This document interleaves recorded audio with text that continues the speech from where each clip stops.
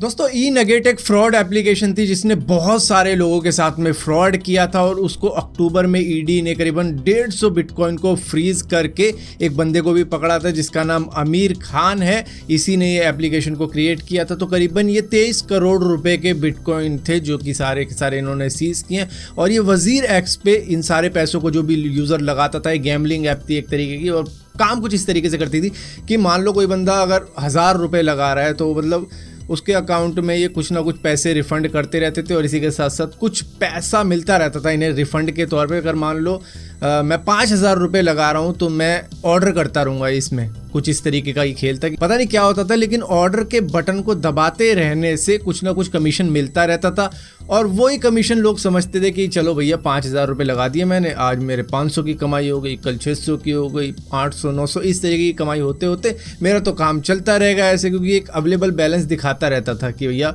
तुम्हें इतना रिफ़ंड हो रहा है, इतना रिफ़ंड हो रहा है। तो जिससे कि आप देख सकते हो इस तरीके से ये चलता था। तो रिफ़ंड के चक्कर में लोगों को लगता था कि हमारे पास 5-6 हज़ार रुपये का बैलेंस है और जो कमीशन मिल रहा है वो अलग, तो वो सारा तो हम बाद में भी निकाल लेंगे, जो हमारा बैलेंस दिख रहा है और कमीशन तो मिल ही रहा है। तो इस तरीके का फ्रॉड कर करके कई लोगों को कुछ भी नहीं मिला है। इन द एंड जब खेल पूरा हो गया, जिस तरीके से एक पावर बैंक एप्लीकेशन थी उसने भी यही किया, उसका तो खैर कुछ ही पता नहीं लगा, लेकिन इसका जो ओनर था वो पकड़ा गया और अब बाइनेंस के ऊपर और दूसरे क्रिप्टो वॉलेट के ऊपर इसी तरीके के यूज़र नेम जिस तरीके का इसने रखा था उन सब की सर्चिंग हो रही है कि और भी बिटकॉइन कहीं ना कहीं इसने छुपा रखे होंगे। दोस्तों वैसे तो इस वक्त में हमें काफ़ी ज़्यादा न्यूज़ ऐसी सुनने को मिल जाती है कि इस कंपनी ने इतने एम्प्लॉयज़ निकाल लिए, उस कंपनी ने इतने एम्प्लॉयज़ निकाल लिए। अभी इंडिया की एक कंपनी है उसने 100 एम्प्लॉयज़ निकाल लिए, मतलब किस किस की बात करें।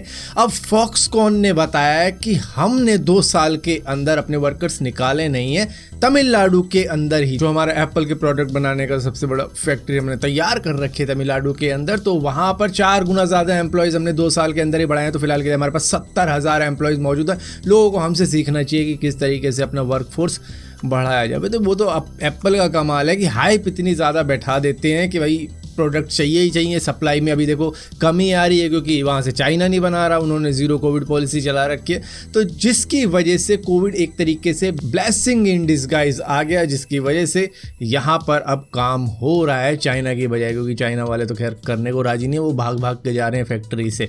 तो यहीं पर जो एप्पल के को क्रिएटर हैं टोनी फेडल, उनका कहना कुछ और ही है कि भैया लोगों को हर नई जनरेशन का आईफोन लेने की कोई ज़रूरत नहीं है। यहाँ पे वो हाइप बनवा के एम्प्लॉयज़ बढ़ा रहे हैं, ये कह रहे हैं ज़रूरत नहीं है क्योंकि प्रोडक्ट खरीदो ही मत। हाँ वो भी सही कह रहे हैं क्योंकि कुछ नहीं बिगड़ता 1-2 साल पुराने आईफोन के अंदर, वो अपडेट ही ऐसी देते रहते हैं। हाँ वो जो बैटरी गेट का इशू हुआ था उसकी वजह से थोड़े लोग गुस्से में हुए थे, लेकिन उसके बाद में ऐसा कभी भी नहीं हुआ और हमेशा ही आईफोन को अपडेट मिलती रही है। और वो खुद आईफोन 12 चला रहे हैं जो कि एक को क्रिएटर हैं जो कि ऐसी बात कर रहे हैं, वो बात बिल्कुल जेन्युइन है। लेकिन अगर दूसरी तरफ तमिलनाडु के फॉक्सकॉन की तरफ देखा जाए तो वो कहेंगे ये क्या बके जा रहा है। दोस्तों ग्लोबल वार्मिंग के बारे में हम सभी को बड़े अच्छे तरीके से पता है, लेकिन जब भी इसके बारे में जिक्र किया जाता है तो सिर्फ उसी टाइम चिंता होती है, जिस टाइम बोल रहा हूँ उसी टाइम अरे हाँ दिक्कत हो रही है, लेकिन उसके बाद में कोई टेंशन नहीं है। हमने थोड़ी ना किया, किसी और ने किया, हमारे पड़ोसी ने किया, सामने वाले ने किया, हमने कुछ नहीं किया, यही बात रह जाती है। तो उसी तरीके से एक और बात सामने आ जाती है, अब फिर से इसको इग्नोर कर दिया जाएगा। मतलब हम कर भी क्या सकते हैं यार, कोशिश ही कर सकते हैं थोड़ी बहुत, उससे ज़्यादा हमारे बस की भी कुछ नहीं है। लेकिन जो मेन काम करना है वो तो गवर्नमेंट को करना है, देशों को करना है।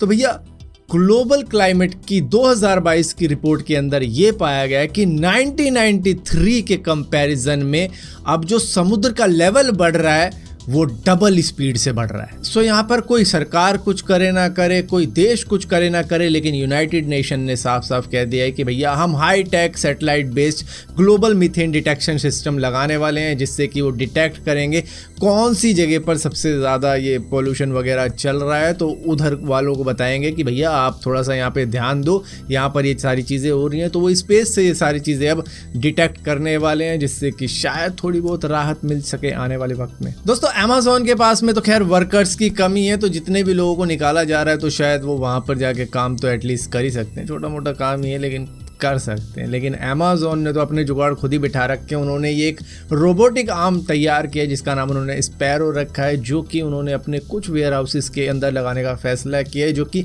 आइटम को सेपरेट करने में मदद करेंगे कि ये आइटम उस कैटेगरी का है, ये उस कैटेगरी का है, तो ये उस सेक्शन में जाना है, ये उस सेक्शन में, तो इस तरीके से ये काम कर पाएगा। तो उनके पास में क्या है, वर्कर की कमी है, तो वो अब रोबोटिक आर्म पे ही डिपेंडेंट हो चुके हैं, लेकिन पूरी तरीके से नहीं, लेकिन शुरुआत हो चुकी है। सो ये देखने के बाद में तो जो एग्जिस्टिंग वर्कर है अमेज़न के, वो भी कह रहे होंगे कहीं ये भी तो वही नहीं सोच रहा, मतलब सारे रोबोट ही लगा के हमें निकालने का कि भैया मैं भी निकाल रहा हूँ, क्योंकि एक साल में 1 ट्रिलियन का मेरा मार्केट वैल्यू गायब हो गया है। दोस्तों, जब सारी उम्मीदें हार जाते हैं तभी कोई चमत्कार हो जाता है और ज़िंदगी ऐसी पलटी मारती है जैसी इस बंदे की मारी। ये जर्मनी की एक फैक्ट्री के अंदर काम किया करता था, लेकिन अचानक से इसकी 81 करोड़ यानी कि 81 करोड़ रुपए की लॉटरी लग गई, जिसके बाद में इसकी तो खैर कोई गर्लफ्रेंड या बीवी भी नहीं थी। अब ये कहता है कि मैं बीवी को ढूंढ रहा हूँ, कोई बने तो फिर मैं उसके साथ में पैसा स्पेंड करूँ।